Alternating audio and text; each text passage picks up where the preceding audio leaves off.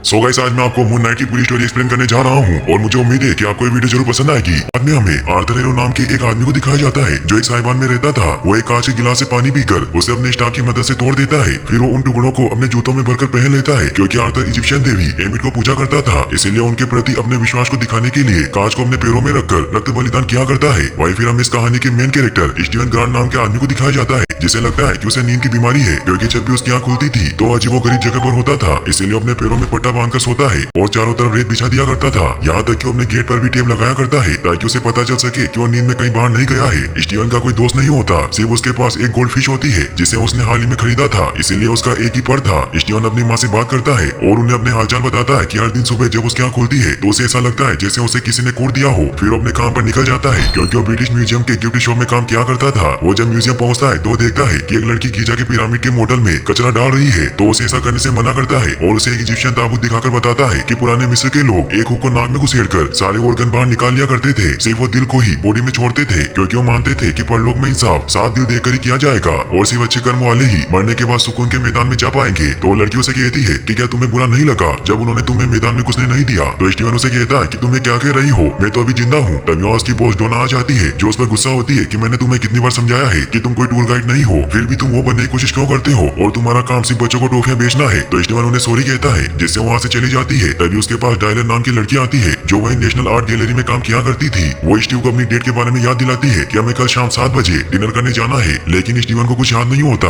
मगर वो खुश होता है कि उसके साथ डेट पर जाने वाला है। फिर शाम को जब वो डोना की मदद कर रहा था तब वो डोना को बताता है कि जब मैं आज सुबह म्यूजियम आया था तो मैंने बाहर इजिप्शियन देवताओं के सुपर क्लब एनियार्ड के पोस्टर लगे हुए देखे थे, लेकिन इसमें बहुत बड़ी गलती है क्योंकि एनियार्ड में 9 देवता होते हैं और इसमें सिर्फ 7 ही दिखाए गए हैं। स्टीवन ये सब इसलिए कह रहा था क्योंकि वो गिफ्ट शॉप में काम करके बोर हो चुका था और उसे टूर गाइड की नौकरी चाहिए थी क्योंकि उसे इजिप्शियन गॉड की हिस्ट्री के बारे में सब कुछ पता होता है। लेकिन डोना उसकी बात नहीं सुनती और उस पर गुस्सा होती है क्योंकि उसे टूर गाइड की नौकरी नहीं देना चाहती थी। फिर स्टीवन वहाँ से वापस घर की तरफ लौट जाता है और रास्ते में स्ट्रीट परफॉर्मर के पास बैठा होता है और उसे अपनी वियर्ड लाइफ के बारे में बताता है कि मैं रात को अचानक नींद में चलने लग जाता हूँ और सुबह जब मेरी आँख खुलती है तो मैं अजीब अजीब जगहों पर होता हूँ, इसीलिए मैं रात भर जागने की कोशिश करता हूँ। फिर उसे कुछ पैसे देकर घर लौट जाता है जहाँ वो सोने से पहले हमेशा की तरह रेत बिछा देता है और गेट पर टेप लगाकर पट्टा बांधकर सो जाता है। लेकिन वो कोशिश करता है कि उसे नींद ना आए, इसीलिए वो जागते रहो नाम के एक प्रोग्राम को सुनता है जिसके अनुसार वो कुछ फॉलो करता है और इजिप्शियन किताबें पढ़ने लगता है। लेकिन फिर भी थकावट की वजह से उसकी आंख लग जाती है और सुबह जब उसकी आंख खुलती है तो किसी गांव टाइप की जगह पर होता है और उसका जबड़ा टूटा हुआ था। स्टीव को समझ नहीं आता, तभी उसे अपने अंदर से एक अजीब सी आवाज सुनाई देती है जो आवाज उसे उसकी बॉडी को मार्क के हवाले करने को कहती है। इसका मतलब ये था कि स्टीवन के अंदर मार्क स्पेक्टर नाम की एक और शख्सियत मौजूद थी, लेकिन स्टीवन को कुछ समझ नहीं आता और जब वो अपने जेब में हाथ डालता है तो उसमें एक गोल्ड स्कार्फ होता है। तभी हमें यहाँ पीछे इजिप्शियन गॉड खोंशू दिखाई देते हैं जो चंद्रमा और प्रतिशोध के गॉड होते हैं। इसका मतलब ये था कि स्टीवन को जो आवाज सुनाई दे रही थी वो खोंशू की ही थी। लेकिन जैसे ही स्टीवन पीछे मुड़ता है तो वहाँ एक बिल्डिंग होती है जिसमें से 2 लोग उस पर फायर करने लग जाते हैं। ये देखकर स्टीवन वहाँ से भागने लगता है, लेकिन वो लोग उसका पीछा नहीं छोड़ते क्योंकि स्टीवन ने उनका स्कार्फ चुरा लिया था। स्टीवन गाँव में पहुंच जाता है लेकिन वहाँ हर तरफ बंदूकों से लेस लोग मौजूद होते हैं जो उसे ढूंढ रहे थे, इसीलिए उनसे बचने के लिए खुद को लोगों में छिपा लेता है। जहाँ हमें पता चलता है कि वो सभी लोग आर्थर हेरो से मिलने के लिए इकट्ठा हुए थे। आर्थर हेरो वही शख्स होता है जिसे हमें इस एपिसोड की शुरुआत में दिखाया गया था। आर्थर इजिप्शियन गॉड एमिट को समर्पित पंथ के लीडर होते हैं जिनके पास एमिट की शक्ति का अंश था। आर्थर सभी को कहते हैं कि जगह स्वर्ग जैसी है, पर हकीकत में ये स्वर्ग नहीं है क्योंकि लोगों के अंदर अभी भी बुराई छिपी हुई है और हम सभी लोग धरती को स्वर्ग बनाने आए हैं। फिर एक आदमी भीड़ से निकलकर अपनी आत्मा की परख करवाने के लिए आगे आता है तो आर्थर उसके हाथ में अपना स्टाफ रखता है और एमिट की पावर से उसे परखने लग जाता है, जिससे उसके हाथ में बना तराजू का टैटू मूवमेंट करने लगता है। वो टैटू असल में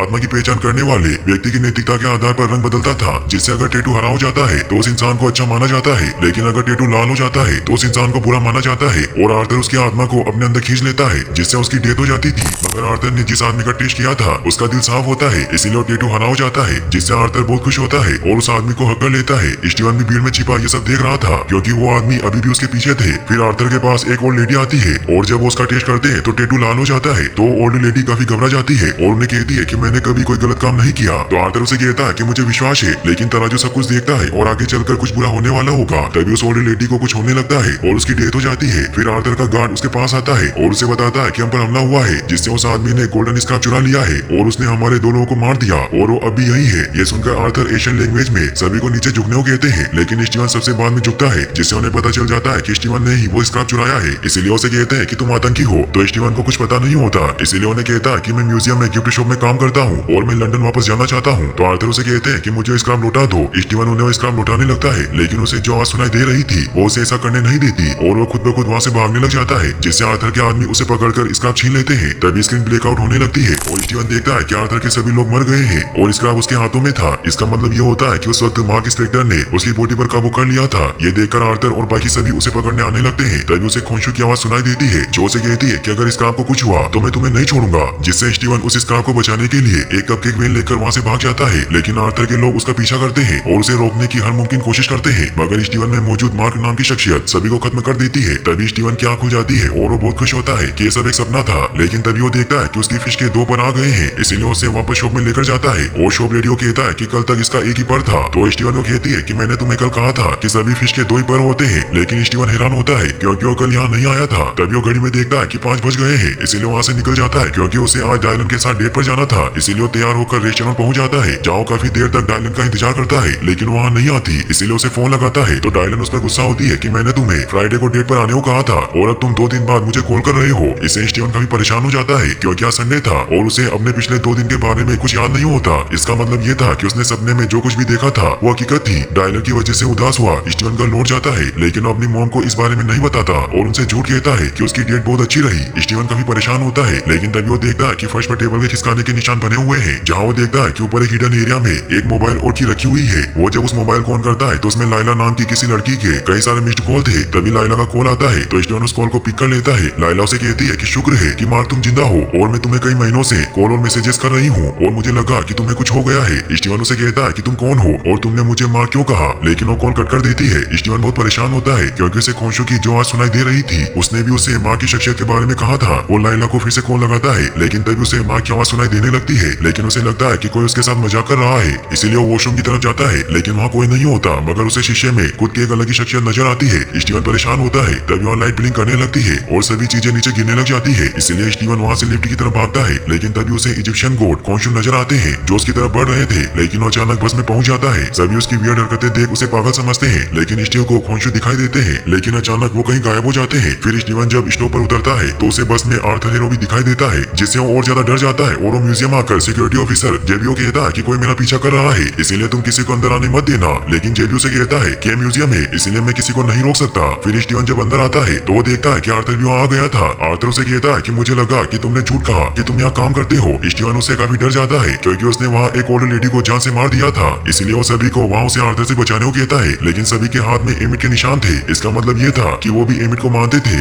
आर्थर उसे कहता है कि इसका मेरा नहीं है, वो एमिट का है, इसीलिए वो मुझे दे दो। और वो उसे एमिट के बारे में बताते हैं कि वो एक इजिप्शियन देवी है और ये पापियों की पहली यमराज थी जो हमारे उम्र भर के कर्म देखकर हमारा इंसाफ करती है और उन्हें सब कुछ पता है जो हमने किया है और हम करने वाले हैं। स्टीवन काफी डर जाता है, लेकिन कोई उसे वहाँ से जाने नहीं देता। आर्थर स्टीवन को कहता है कि अगर आज एमिट आजाद होती तो हिटलर ने जो जुर्म किए वो कभी नहीं कर पाता और न ही कोई आतंकवादी पैदा होता जिससे बुराई पूरी तरह खत्म हो जाती, लेकिन उन्हें उनके साथी देवताओं ने धोखा दिया। तो स्टीवन उनसे पूछता है कि आप क्या करना चाहते हैं, तो आर्थर उसे कहता है कि मैं तुम्हारी मदद करना चाहता हूँ क्योंकि मुझे पता है कि कोई आवाज तुम्हें परेशान कर रही है। फिर वो एमिट के जादू की मदद से वो स्टीवन की नैतिकता को चेक करने लगता है, लेकिन उसका टैटू अपना रंग नहीं बदलता। इसका मतलब ये होता है कि स्टीवन का फ्यूचर डिसाइड नहीं था और आर्थर उसे कहते हैं कि तुम्हें एक अनिश है। स्टीवन वहाँ से चला जाता है और आर्थर भी उसे वहाँ से जाने देता है। रात को स्टीवन म्यूजियम में काम कर रहा होता है क्योंकि वो कुछ दिनों से म्यूजियम लेट आता था, इसलिए डोना ने उसे ओवर टाइम काम करने की सजा दी थी। तभी म्यूजियम की लाइट बंद हो जाती है और वो घर जाने लगता है। तभी उसे अजीब सी आवाजें सुनाई देती है, इसलिए वो अंदर जाता है क्योंकि उसे लगता है कि अंदर कोई डॉग घुस आया है, लेकिन वहाँ एक क्रिएचर होता है जो उसका शिकार करने आया था। ये देखकर स्टीवन काफी डर जाता है। तभी उसे आर्थर की आवाज सुनाई देने लगती है जो स्टीवन से कहता है कि मुझे इसका दे दो और उसके बदले में तुम्हारी जान बख्श दूंगा। वो क्रिएचर स्टीवन के पीछे पड़ जाता है और स्टीवन उससे बचता हुआ भागने लगता है और वो खुद को वॉशरूम में बंद कर लेता है। स्टीवन को वहाँ मार्क की आवाज सुनाई देने लगती है और वो उसे कहता है कि मैं तुम्हें बचा सकता हूँ, लेकिन तुम इस बार मेरे खिलाफ मत जाना और इसके लिए तुम्हें खुद को मुझे सौंपना होगा। लेकिन स्टीवन उसे मना कर देता है तो मार्क उसे कहता है कि वो क्रिएचर गेट तोड़ने वाला है, इसीलिए हमारे पास वक्त नहीं है। तो स्टीवन काफी डर जाता है और उसे लगता है कि वो सपना देख रहा है, इसीलिए वो खुद को चाटे मारने लगता है, लेकिन ये सब असली था। मार्क उसे कहता है कि तुम्हें कुछ नहीं होगा, मुझे हमें बचाने दो। तो स्टीवन मान जाता है। तभी स्टीवन को कुछ होने लगता है और क्रिएचर भी अंदर आ जाता है, लेकिन लड़ाई में स्टीवन मार्क की वजह से मून नाइट में बदल जाता है और यहाँ फाइनली हम मून नाइट को देख पाते हैं जो उस क्रिएचर को बेरहमी से मारकर खत्म कर देता है। फिर दिखाया जाता है कि अगले दिन जब स्टीवन की आंख खुलती है तो बहुत डरा हुआ होता है। उसे लगता है कि म्यूजियम में जो कुछ भी हुआ वो एक सपना था, इसलिए रिफ्लेक्शन में माँ को बुलाने की कोशिश करता है, लेकिन माँ उसके सामने नहीं आता। फिर वो तैयार होकर म्यूजियम जाता है जहाँ वो देखता है कि मार्क ने रात को जो तोड़फोड़ की थी उसकी सफाई का काम चल रहा है। जे भी रात की सीसीटीवी फुटेज देखने जाता है तो स्टीवन उसे बताता है कि तुम जो कुछ भी देखने वाले हो वो बहुत भयानक होने वाला है, इसीलिए तुम उसे देखकर डर मत जाना, बस ये सोचना कि ये कोई हॉरर फिल्म है। फिर जेपी जब रात की सीसीटीवी फुटेज देखता है तो उसमें कोई जेकल नहीं होता, सिर्फ उसमें स्टीवन नजर आ रहा था, जिससे उसे लगता है कि स्टीवन ने सारी तोड़फोड़ की है। स्टीवन उसे बताता है कि मेरे पीछे एक बहुत बड़ा इजिप्शियन जेकल पड़ा था, लेकिन वो उसकी बात नहीं सुनता और सभी को लगता है कि स्टीवन पागल हो गया है, क्योंकि बहुत दिनों से स्टीवन का बर्ताव बदल गया था, जिससे उसे जॉब से निकाल दिया जाता है। स्टीवन काफी उदास होता है और वो स्ट्रीट परफॉर्मर के पास बैठा उसे सब कुछ बताता है कि मुझे मेरे फ्लैट में कुछ अजीब चीजें मिली है। इससे स्टीवन को आइडिया आता है कि उसे जो चाबी मिली थी वो उसे लोकर को ढूंढ सकता है, इसीलिए उस चाबी पर बने लोगों की लोकर कंपनी में पहुंचता है, जहाँ स्टीवन गार्ड से कहता है कि मैं मेरा स्टोरेज लोकर ढूंढ रहा हूँ, जो कि स्टीवन गार्ड या फिर माँ के नाम पर होगा। तो गार्ड उसे पहचान लेता है, क्योंकि मार्क हमेशा वहाँ आया करता था। गार्ड स्टीवन को उसके लोकर के पास लेकर जाता है। स्टीवन जब अंदर जाता है तो उसे एक बैग मिलता है, जिसमें गन, कुछ पैसे और मार्क स्पेक्टर का पासपोर्ट होता है, क्योंकि मार्क एक सीरियल किलर था। बैग में स्कैरब भी होता है, जिसे एक्टिवेट कर देता है। जो इजिप्शियन देवी एमिट के ठिकाने की तरफ मुंह करने लगता है, तभी उसे रिफ्लेक्शन में मार्क दिखाई देता है, जो उसे कहता है कि तुम्हें यहाँ नहीं आना चाहिए था। तो स्टीवन उसे पूछता है कि तुम कौन हो? तो स्टीवन उसे कहता है कि मैं तुम्हें नहीं बता सकता, क्योंकि इससे तुम्हारी जान को खतरा हो सकता है, इसीलिए तुम अपना जिस्म मुझे सौंप दो, क्योंकि मैं ही तुम्हें बचा सकता हूँ। तो स्टीवन उसे कहता है कि मैं ऐसा कभी नहीं करूंगा, क्योंकि तुम लोगों को मारते हो, इसीलिए तुम मुझे बताओ कि तुम कौन हो। तो मार्क उसे बताता है कि मैं चांद के इजिप्शियन देवता खोंशू का अवतार हूँ, और एक तरीके से तुम भी खोंशू के अवतार हो, और हम मिलकर मासूमों को बचाते हैं, जुर्म करने वालों पर खोंशू का कहर बरसाते हैं। स्टीवन इससे काफी डर जाता है। तो मार्क उसे बताता है कि मैंने खोंशू से एक सौदा किया था कि तुम मेरे काम में दखल नहीं दोगे, इसीलिए तुम मुझे अपना जिस्म सौंप दो, ताकि मैं अपना काम खत्म कर सकूं, फिर मैं तुम्हें कभी तंग नहीं करूंगा। तो स्टीवन कहता है कि मैं इस बैग को पुलिस को दे दूंगा, ताकि तुम किसी और को ना मार सको। फिर वो बैग लेकर वहाँ से भागने लगता है, तभी उसे खोंशू दिखाई देता है, जो उसे कहता है कि इस बैग को वापस रख दो, लेकिन स्टीवन उसकी बात नहीं सुनता और वहाँ से डरता हुआ बाहर आ जाता है, जहाँ उसे लाइला देख लेती है। स्टीवन उसकी आवाज से समझ जाता है कि वो लाइला है। वो उसे अपने साथ लेकर चली जाती है, क्योंकि उसे लगता है कि वो मार्क है, लेकिन स्टीवन अजीब अजीब बातें करता है और उसे समझाने की कोशिश करता है कि मैं मार्क नहीं हूँ, लेकिन लाइला उसकी बात नहीं सुनती। वो समझती है कि लोगों से बचने के लिए वो ऐसी बातें कर रहा है, इसीलिए उसे कहती है कि मैं तुम्हारी वाइफ हूँ, लेकिन तुम्हें मुझसे डरने की कोई जरूरत नहीं है। स्टीवन काफी हैरान होता है और उसे सब समझाने के लिए अपने घर चले हो कहता है। वो जब स्टीवन के फ्लैट में पहुंचते हैं तो वहाँ लाइला देखती है कि स्टीवन के घर पर फ्रेंच और हायरोग्लिफिक किताबों का कलेक्शन मौजूद है। वो एक फ्रेंच किताब को पढ़ती है जो उन दोनों की फेवरेट होती है। फिर उसे डिवोर्स पेपर देती है और उसे कहती है कि तुमने मुझे डिवोर्स पेपर भेजे थे, लेकिन इन पर साइन नहीं किया। तो स्टीवन उन पेपर पर साइन करने से मना कर देता है और उसे बताने की कोशिश करता है कि मार्क उसके लिए सही नहीं है, और उसे स्कैरब दिखाने लगता है, लेकिन तभी उसे मार्क नजर आता है, जो उसे कहता है कि उसे स्कैरब मत दिखाना, वरना आर्थर उसके पीछे पड़ जाएगा, जिससे लाइला की जान जा सकती है। ये सुनकर स्टीवन उससे स्कैरब छिपाने लगता है, लेकिन लाइला उसे धक्का देकर वो स्कैरब देख लेती है और उसे कहती है कि एमिट का ठिकाना दिखाने वाला स्कैरब है, जिसके लिए हम साथ मिलकर लड़े थे, और उसे लगता है कि मार्क स्टीवन बनने का नाटक कर रहा है ताकि उसे स्कैरब के बारे में पता न चले। तो स्टीवन उसे कहता है कि मुझे स्कैरब नहीं चाहिए, क्योंकि मैं मार्क नहीं हूँ, मैं स्टीवन ग्रांट हूँ, जो पहले गिफ्ट शॉप में काम करता था, और मेरी जान खतरे में है,